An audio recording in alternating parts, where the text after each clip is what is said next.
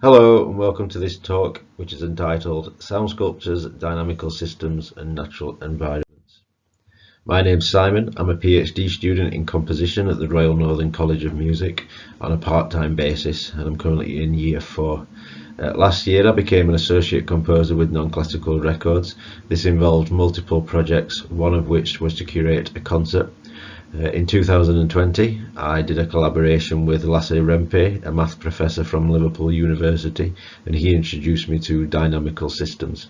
And this then became the theme of the concert, or more precisely, it's sound sculptures, dynamical systems, and natural environments. So this talk is split into 3 sections. Part 1 will be an introduction to dynamical systems. Part 2 will be a discussion of dynamical systems and how they can relate to music. And Part 3 are examples of how this has influenced my own composition work. So firstly, here are a few basic definitions of what dynamical systems are. These are taken from mathinsight.org. So a dynamical system is a system whose state evolves with time over a state space according to a fixed rule. A dynamical system is all about the evolution of something over time. To create a dynamical system, we simply need to decide 1. What is the something that will evolve over time, and 2. What is the rule that specifies how that something evolves with time.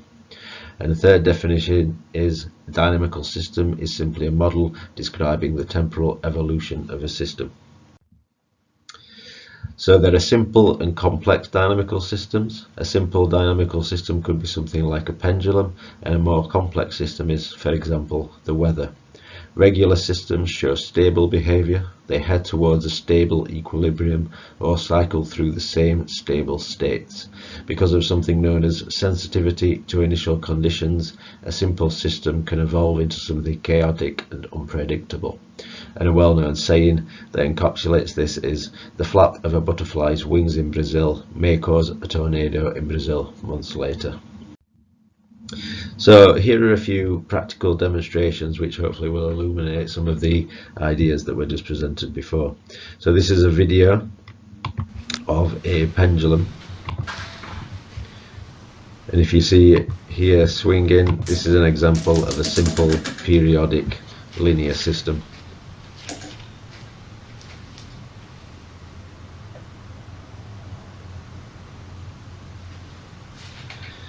Now all you need to do in order to make this chaotic is add a double joint. So now it becomes a double pendulum, and it becomes impossible to predict the movement of the second half of the pendulum. And this is what is known as chaos in this context. Basically just unpredictability.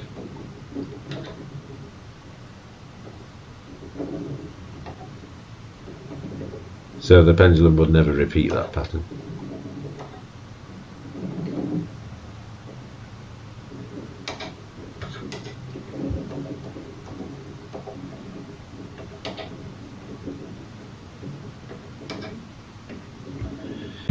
So moving on, this is an example of a chaotic water wheel.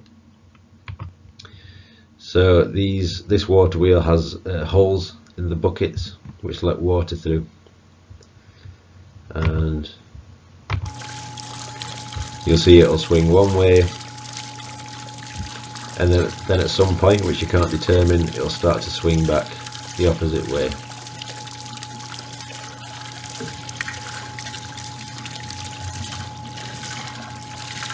So this is another example of a chaotic system in practice. And what's particularly interesting about these water wheels is that at low pressure the water flow will be periodic, but then when you get to a certain point with the water pressure it'll become chaotic, and then when you get to really high pressure it'll become periodic again. So the same system in essence can have different behaviours depending on the variables, on how the initial variables change. And here you can see four water wheels all behaving slightly differently in non-deterministic ways.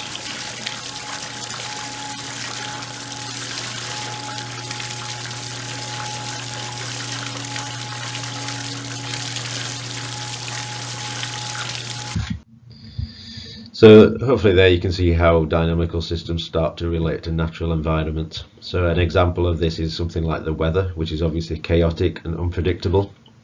Apparently if you had sensors all over the world, 1 foot apart and 1 foot up to the edge of the atmosphere, you'd still only be able to predict the weather with about a month's accuracy. And then you've got something like the planets or the solar system, which is effectively periodic and deterministic, at least on human timescales. And something which everyone has in their house is a tap dripping occasionally, and if you get the right amount of pressure, the tap will drip chaotically or unpredictably. So that's something that you could try.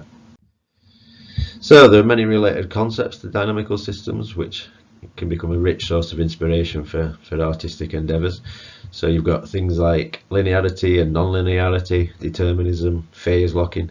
Phase locking is a particularly interesting one in terms of music because something like a violin string exhibits phase locking in the partials. So when it first triggers, the partials won't actually lock in harmony with each other right at the initial stage. It happens so quickly you don't really notice it. But I think with something like a bar-top piz, you can actually hear that the partials are slightly out of tune with each other, and then they'll slowly synchronise. You've also got interesting concepts like emergence, which is something we'll come back to in a musical sense later on, and interesting concepts like fractals. So there's a huge amount of this is just a few examples, but there's a huge amount of really interesting related concepts to dynamical systems. So just to summarise this section, what is a dynamical system? It's a very general concept, and I think depending on which area of study you're coming from, you can describe them quite differently. So you can have a purely mathematical dynamical system. You can have applied mathematical systems where you take mathematical models and apply it to physical phenomena. This obviously then leads into physics and science, which is obviously acoustic and psychoacoustic theory then is a form of that. You've also got things like biology, so dynamical systems can be used to study population growth. Then you've got economics and many other areas. So it's a really kind of general and rich area. Which kind of leads us on to part 2, which is what are dynamical systems from a musical and artistic perspective. And this is really what I want to ask with the concert. I want to put on a program in music which asks how can music represent or embody or translate or communicate dynamical systems and some of the related concepts that we discussed. I think it's quite common when discussing musical and science collaborations that certain words get used. Words like represent, embody, translate, communicate, inspire, sonification. These and many others can be used to try and describe the interaction of music and science. So in this next section I'll try and unpack a few of these words, or at least explain how my thinking has developed in this area. So I think a big influence on my thinking in this area is this paper by Scott McLaughlin called Dynamical Systems, Mimesis and Analogy in Experimental Music. So mimesis is the imitative representation of the real world in art and literature, whereas analogy is comparable in certain respects, typically in a way which makes clearer the nature of things compared. And I guess I moved away quite quickly from the specifics of this article, but it really kind of set the groundwork for what I'm going to go through next. So I started looking at pieces from the literature and I started putting them on this scale from poetic on one end to actual on the other end.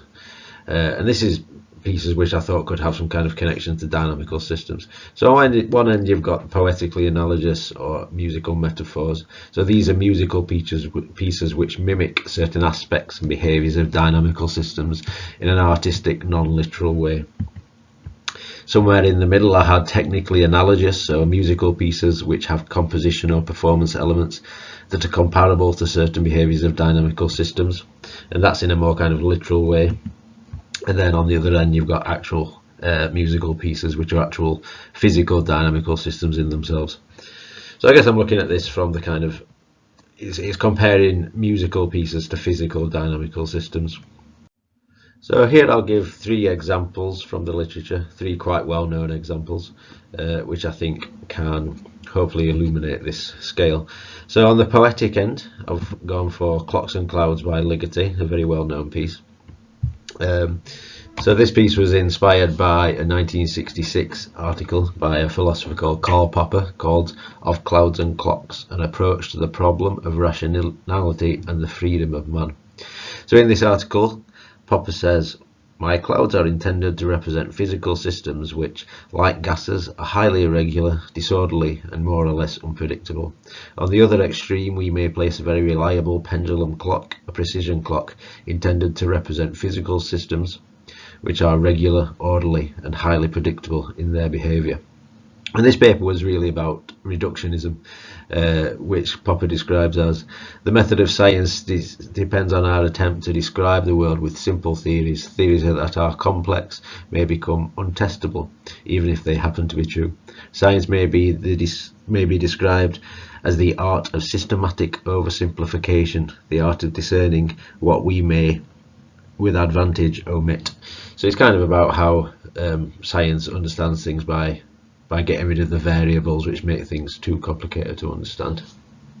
But anyway, musically, Ligeti was just inspired by this article to create a piece which, I mean, it does a lot of things, but in a nutshell, it creates kind of cloudy musical textures with very sort of specifically written, very intricately written musical lines. So I'll just play a little bit of this now so you can get the idea.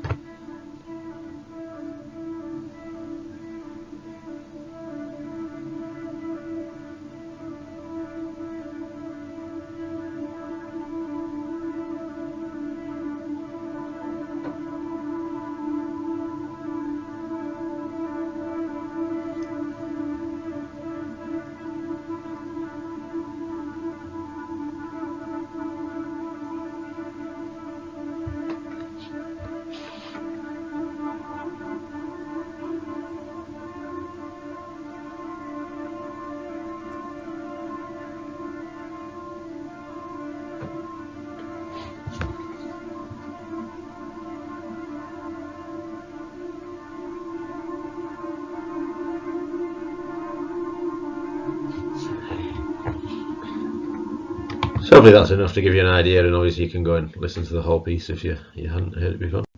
So in the middle, in the technically analogous category, I've picked out the phase pieces by Steve Reich.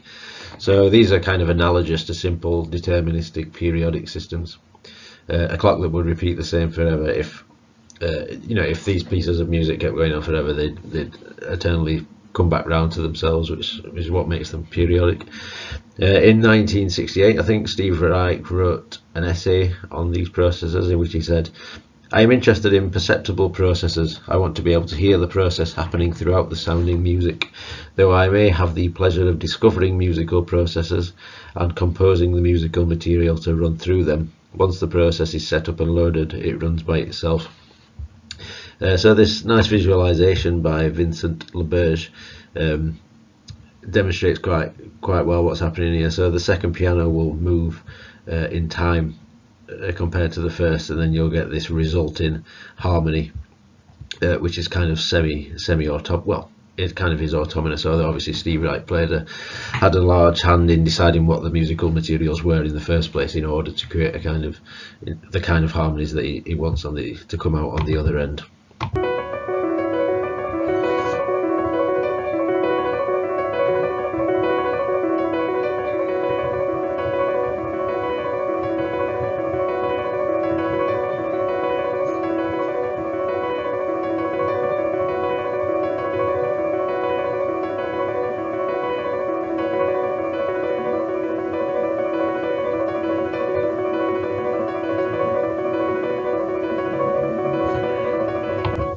Okay, so on the poetic end, you've got Clocks and Clouds, which is kind of inspired by these kind of ideas, but doesn't actually try to be a dynamical system.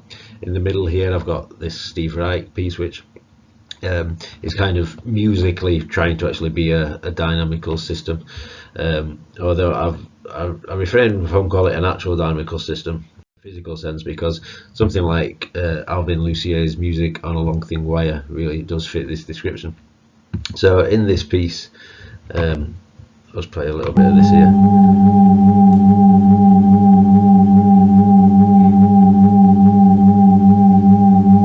So this piece is basically just a long thin piano wire stretched out across the room with a magnet on one end.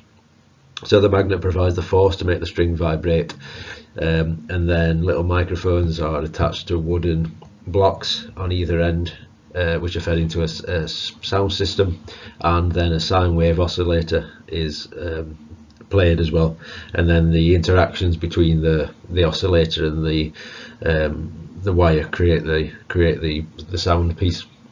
And I think what's really interesting about this piece is that it is an actual unpredictable, chaotic system with behaviour that emerges differently every time. In Lucier's album notes from a recording from 1992, he says this, which I think really illuminates the idea of sort of the anti-reductionist idea, and just how you've got the system itself, but then the other variables around it which you can't account for will actually become part of the system.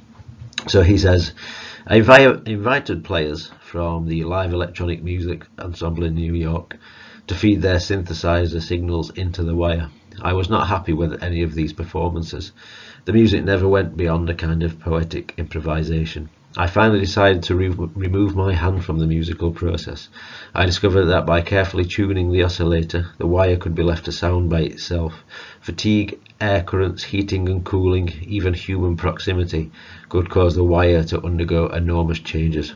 Footsteps on the floor caused extremely slight shifts in the positions of the table to which the wire was clamped, causing spectacular changes in the sound of the wire. Someone who slept overnight under the wire reported that even with no movement in the room, it would mysteriously erupt into triadic harmonies. So yeah, hopefully that illuminates some interesting ideas around chaos and emergence. So moving on, here you can see a more expanded version of the previous slide, in which I've added a few extra categories, such as abstractly associated. On the far left, this is what I describe as musical pieces which can be seen to be connected to dynamical systems in a very abstract way. So something like Radulescu's Das an dir is a really amazing piece for solo viola, in which he explores the kind of spectral potential and spectral content of violin strings. Now, I don't think this piece was really in any way inspired by dynamical systems, and it can't be described as a dynamical system, but it does have strong links to ideas of emergence. So I think it will fit into the like conceptual framework of the concert quite well. I think another important addition is that of algorithmic composition to the actual dynamical systems. So you can have physical installation systems like the Lucier piece, or algorithmic compositions. And then there's also field recordings, so you can go and actually record dynamical systems in nature or the sound of dynamical systems. And there's also sonification of data. And I guess by this point my linear map was starting to it didn't make sense to put it on this linear map anymore, because you can also start to think of pieces from different stages of music making with this kind of framework. So are you looking at the piece in its conception phase, in its composition phase, or are you looking at it as in the performance phase? Are you analysing the resulting sound? You know, there's a lot of different dimensions. So at this point it really became a kind of three-dimensional map of possibilities rather than a linear scale. Although I do think it has been very useful to think and analyse pieces from this perspective. And I also added the human involvement and autonomy thing to the top as well, because I think that's a kind of, as you move along to the more actual systems, you tend to get a greater degree of autonomy in one way or another. Another big source of inspiration in categorizing and realizing how many different angles you could come at this concept from was through this call. So I asked Prism at the RNCM and Non-Classical if they wanted to partner and commission a new artist to create a piece along this theme. And we had 155 applications, and it was my job to boil it down to the shortlist.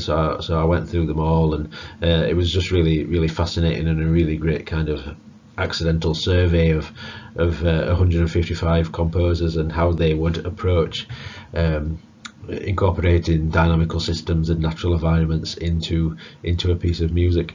So this was a kind of really great source of inspiration as well. You can actually see in the previous slide that I've included 3 artists. That's Jezreeli French, Andrew Woodhead and Pietro Bardini, and I actually discovered those 3 artists through this call, so it has been a real influence on my thinking. So in this section, in part 3, I'll discuss how all of this thinking, all of these concepts have started to influence my own composition practice. So one of the first things I did was to go back and analyse the piece that I made in 2020. This was the first result of meeting and collaborating with Lassie and learning about dynamical systems. And my initial approach to this piece was to get a clarinet sample and make it swing or pan left and right across the speakers, and then there was also a slight dip in pitch as it swung across and a slight change in amplitude to create this kind of to sonically mimic a pendulum using panning techniques and whatnot. So yes, and then once I had this sample, I then sort of decorated it with kind of rising and falling gestures, and gestures which kind of sped up and slowed down in the rest of the ensemble. So straight away, this here, looking back, is there's a kind of technical mimicry in the clarinet sample, which is then poetically kind of decorated. And then in the final part of the piece, the clarinet sample is actually like algorithmically controlled to become so fast and chaotic that it sounds like a kind of chaotic part in the electronics. So yeah, you kind of have sounds which are represented across all of the scale in this piece, which I thought was quite interesting. So then moving on from that, a few months ago, well about 6 months ago, I started working on an EP of music with Gemma Bass on violin and Peggy Nolan on cello. And so far we've got 5 tracks of dynamical systems related to music. And the concept behind this is that each track moves along the scale. So the first track is very poetic. It's basically a theme which kind of gets put through various poetic processes, but not actual processes, and then kind of emerges into a kind of landscape, musical landscape. And then track 2 starts to integrate more kind of processes of the kind of Steve Reich style, or inspired by that kind of thing. Not the same actual phase processes, but just that kind of thing.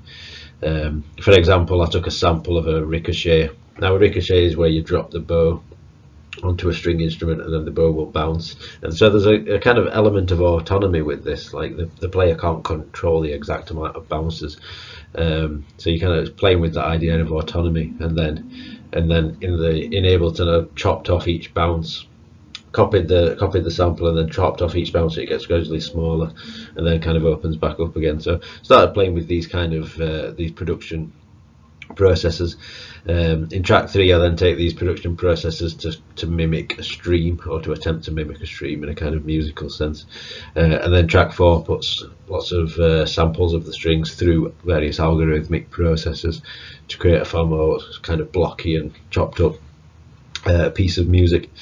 But again, once we created these 4 tracks, I still didn't feel like I had an actual dynamical system. Everything was still towards the more kind of poetic end, which moves on to the next slide. So this is an idea for a dynamical systems installation of my own.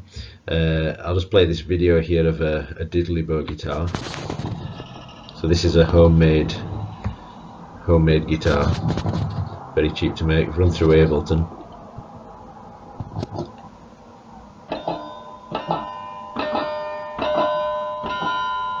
So the idea would be to get, say, 8 of these which are placed around an audience, and then get solenoid drum triggers triggered through Ableton, and then if each one was triggered at a different tempo, for example 100 BPM, 102, 104, then the guitars would sort of fan out around the audience like a kind of sonic pendulum wave.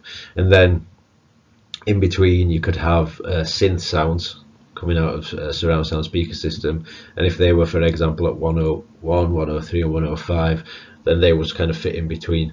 And then I was thinking the synths could have an element of live human control.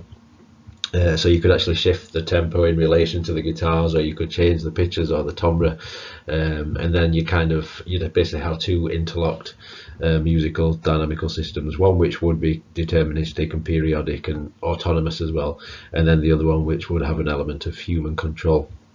And you could potentially put this into an installation space, and let the audience actually have control of the system, of the synthesizer system.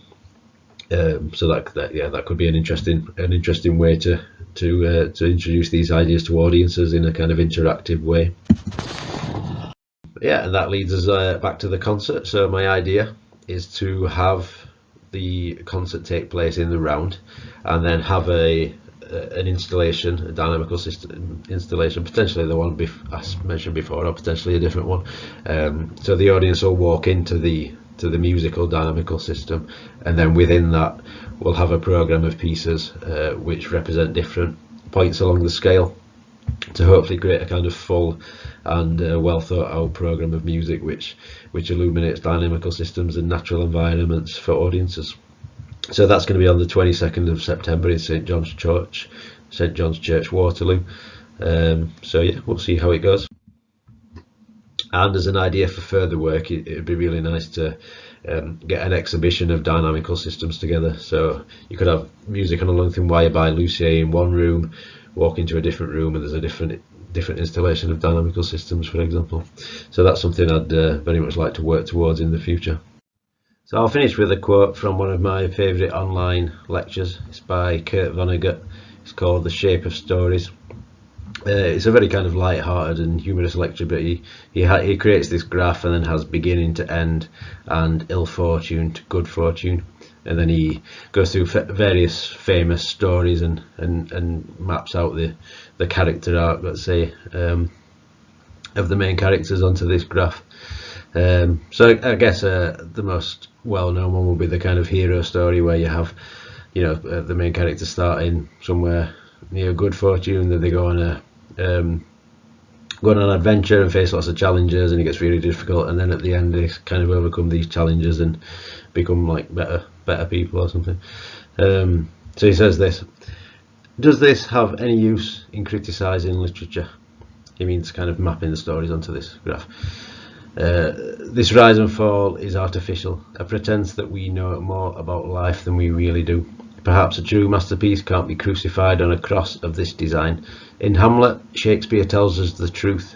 We don't know enough about life to know what the good news is and what the bad news is, and we respond to that. Okay, there's a list of references, and thank you very much.